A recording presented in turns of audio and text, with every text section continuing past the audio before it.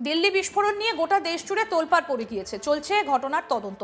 তারই মধ্যে একের পর এক চাঞ্চল্যকর তথ্য সামনে আসছে। সম্প্রতি দিল্লি বিস্ফোরণ কাণ্ডে এমন তথ্য উঠে এসেছে যা নতুন করে ঘটনার মোড়কে ঘুরিয়ে দিচ্ছে। এবার দিল্লি বিস্ফোরণ কাণ্ডে পূর্ব বর্ধমান জেলা পরিষদের সভাধিপতি এবং কর্মাধ্যক্ষরা জড়িত। অভিযুক্তর বাড়ি থেকে মিলেছে তাদের আধার কার্ড। ঠিকই শুনেছেন, ঠিক এই বলেই পূর্ব বর্ধমান জেলা পরিষদের সভাধিপতি সহ একাধিক কর্মাধ্যক্ষ এবং পদাধিকারীকে দীর্ঘক্ষণ ডিজিটাল অ্যারেস্ট করে রাখে সাইবার প্রতারকরা। প্রত্যেককে বলা হয় দিল্লি বিস্ফোরণ কাণ্ডে এক অভিযুক্তের বাড়ি থেকে আপনাদের আধার কার্ড পাওয়া গিয়েছে। কাউকে আবার বলা হয় জিহাদিরা আপনার নামে সিম কার্ড তুলে দিল্লিতে হামলা করে। আচমকাই এমন কথা শুনে কারো ব্লাড প্রেশার বেড়ে যায়, আবার কারো বা সুগার কমে যায়। মানসিকভাবে বিপর্যস্ত হয়ে পড়েন সাময়িকভাবে সকলে। কর্মাধ্যক্ষ মেহবুব মণ্ডল বলেন, প্রথমে নর্মাল কল করে একজন জানায় যে সে লালবাজার থেকে বলছে, আমার আধার কার্ডের নম্বর ব্যবহার করে নাকি জিহাদিরা সিম কার্ড তুলেছিল। এই কথা শুনে আর্গুমেন্ট করলে ওই ব্যক্তি পাল্টা হুমকি দেয়। শুনবো কি বললেন মেহবুব মণ্ডল, জেলা পরিষদের কর্মাধ্যক্ষ। শুনুন। মানে দেখুন, আমি তো জানি না, একটা নর্মাল নাম্বারে ফোন এসেছিলো। স্বাভাবিকভাবে আমরা সেটাকে ধরেছি, রিসিভ করেছি। মানুষের বিভিন্ন ধরনের মানুষে ফোন করে এবং আমাদের কাছে ফোন করলে সেটা আমরা রিসিভ করতে হবে। স্বাভাবিকভাবে এই নাম্বারটা ফোনে আমরা রিসিভ করি, কিন্তু রিসিভ করার পর যে অভিজ্ঞতা হলো, কারণ একটা ভদ্রলোক সে যে আমাদেরকে নিজেকে বলছে আমার লালবাজার সাইবার ক্রাইম ব্রাঞ্চের অফিসার বলছি শুভঙ্কর চ্যাটার্জি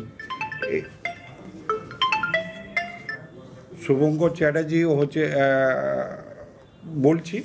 এবং এই শুভঙ্কর চ্যাটার্জি বলছে আমি ওখানে নাকি আমার নামে বোম্বে যে ব্লাস্ট হয়েছিল, অর্থাৎ 2025-এ 15ই আগস্টে যে ব্লাস্ট হয়েছিল, সেখানে যে আমাদের যে সিম কার্ড পাওয়া গেছে, সেই একটা সিম কার্ড নাম্বার যে আমার নামে সিম কার্ড আছে এবং চালু আছে, সেটা অ্যাক্টিভেট আছে। এই সিম কার্ডের মাধ্যম দিয়ে তারা বলতে চাইছে যে আপনি কখনো বম্বে গেছিলেন কি না, আপনার এই ধরনের সিম কার্ড আছে কি না, তারা আপনাকে অ্যারেস্ট করা হবে না কেন, এই ধরনের তারা করছে, জিজ্ঞাসাবাদ করছে। স্বাভাবিকভাবে আমরা বলেছি যে দেখুন, এই ধরনের তো আমরা কোনোদিন মুম্বাই যাইনি এবং কোনোদিন যে এইভাবে আমরা কোনো এইভাবে এই যে নাম্বার আমাদের একটা নাম্বার বলছে সিম কার্ডের নাম্বার, সেই সিম কার্ডের নাম্বারে একটা আমরা নাম্বারটা পর্যন্ত আমরা ও টুকে দেওয়ার জন্য করে বলছে, যেটা আমরা বলতে পারি যে 9221335467 এইরকম একটা নাম্বার বলছে। দেখুন, এই নাম্বারে আপনার সিম কার্ড অ্যাক্টিভেট আছে, আপনার নামে অ্যাক্টিভেট আছে, সুতরাং আপনি আপনাকে জিজ্ঞাসাবাদের জন্য এখানে আসতে হবে। এইসব তারা বিভিন্নভাবে প্রতারিত করছে। আমরা বলেছি যদি আপনাদের অ্যারেস্ট করা থাকে তো আমাদের এখানে আসুন, এসে আমাদেরকে অ্যারেস্ট করুন। কারণ আমরা কোনোদিন বোম্বে যাইনি, কোনো এই ধরনের আমাদের কোনো কার্ড বা আধার কার্ড যে কোনো রকম আমাদের নেওয়ার নেই বা দেওয়ার নাই। সুতরাং এই ধরনের যে কর্মাধ্যক্ষ হিসেবে জানি না, নাম্বার তো আমাদের বিভিন্ন লোকের কাছে থাকে, কীভাবে পেয়েছে তারা এই ধরনের করছে, যেটা মানুষের এখানে আমরা তারপরেও আমরা শুনছি যে আমাদের এখানে জেলা পরিষদ, পূর্ব বর্ধমান জেলা পরিষদে আরও 4-5 জন যে কর্মাধ্যক্ষ আছে তাদেরকেও বলেছে। এবং গতকালই সভাধিপতি কেউ করেছে, অর্থাৎ ডিজিটাল অ্যারেস্টের মতো তাদের উদ্দেশ্য আছে। আমি শুনলাম যে আমাদের সভাধিপতির যে ফোন নম্বর ওইটা করার পরে তার আসা এবং যাওয়া আউটগোয়িং কলটা এবং ইনকামিং কলটা তার বন্ধ হয়ে যাচ্ছে বা ডিস্টার্ব হচ্ছে। তো এই ধরনের একটা প্রতারণার চক্করও আছে। আমি পুলিশের নিশ্চয়ই আমাদের সভাধিপতি আমাদের বলেছেন, আমাদের এসপি সাহেবকে বলেছেন, আমরা পুলিশ প্রশাসনকে বলবো যে এই ধরনের ফ্রড যে কেস এবং যারা বলছে এবং তাদের নাম শুভঙ্কর চ্যাটার্জি বলছে লালবাজার সাইবার কাপ, এটা তদন্ত করে দেখা দরকার এবং মানুষকে হ্যারাসমেন্ট করার মাধ্যম দিয়ে এইরকম করার মাধ্যম দেওয়া বা প্রতারণা কোনো চক তাদের থাকতে পারে।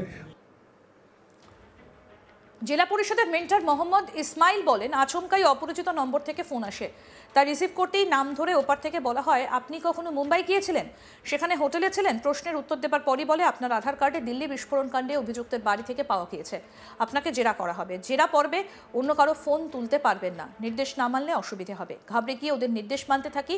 ওরা এনআইএ লেখা একটা নথি পাঠায়, তাতে আমার নাম অভিযুক্ত হিসেবে লেখা ছিল। তখন সে বলে গুজরাট এটিএস কথা বলবে। কিছুক্ষণ পরই আরেক ব্যক্তি নিজেকে এনআইএ অফিসার পরিচয় দিয়ে ফোন করে। কিছুক্ষণ পর বলে আপনাকে একটা অ্যাকাউন্টে 3 কোটি টাকা রয়েছে।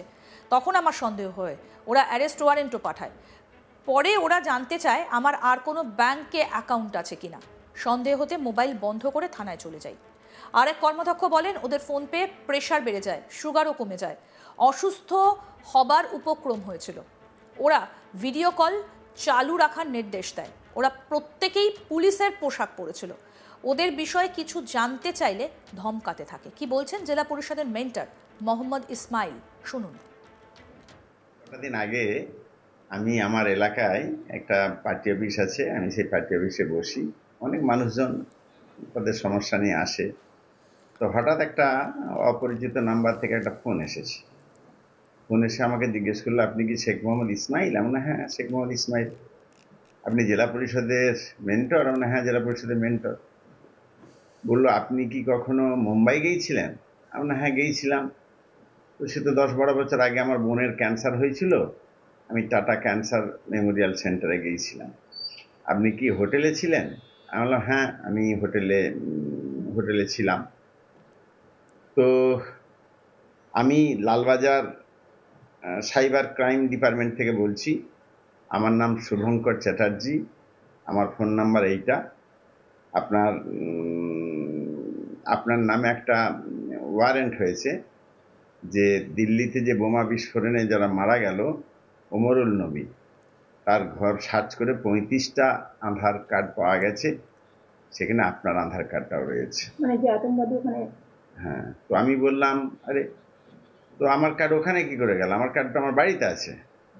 বলে না, আপনার আধার কার্ড নাম্বার এখানে আমরা পেয়েছি, সেই হিসেবে আপনার অ্যারেস্ট ওয়ারেন্ট হয়েছে। আপনাকে আপনার বিভিন্ন ব্যাংক ইয়ে করে আমরা অনেক টাকা পেয়েছি, যেমন কানাডা ব্যাংকে আপনার 3 কোটি টাকা আছে। আপনার কানাডা ব্যাংক তো আমাদের এখানে নেই, 3 কোটি টাকা আমি কোথায় পাবো? আমি তো দিন এনে দিন খাওয়া ছেলে, এত টাকা তো আমার নেই। তারপরে তখন আবার আমাকে বলছে, আপনার আর কোন কোন ব্যাংকে ইয়ে আছে, টাকা আছে। আমার তখন এইবার একটু সন্দেহ হলো যে আমি কোনো মানে ইয়েতে ক্রাইমে পড়ে যাচ্ছি, মানে ফ্রড ওপর দিকের ইয়েটা। তারপরে আমাকে ইয়ে পাঠালো কিছু, আমার মোবাইলে ওদের কিছু কাগজপত্র পাঠালো, কানাডা ব্যাংকের এটিএমটা পাঠালো এবং একটা অ্যারেস্ট ওয়ারেন্ট পাঠালো, আরও কিছু কাগজ পাঠালো যেগুলো আমার নামে লেখা রয়েছে এবং সমস্ত একদম অশোকস্তম্ভ দেওয়া। তখন আমার আরও সন্দেহ হলো যে এটা নিশ্চয়ই ফ্রড।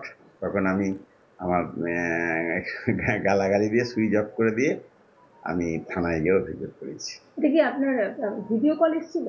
হ্যাঁ, ভিডিও কল। প্রথমে ভিডিও নয়, প্রথমে এমনি কল এসেছিল, অর্ডিনারি কল।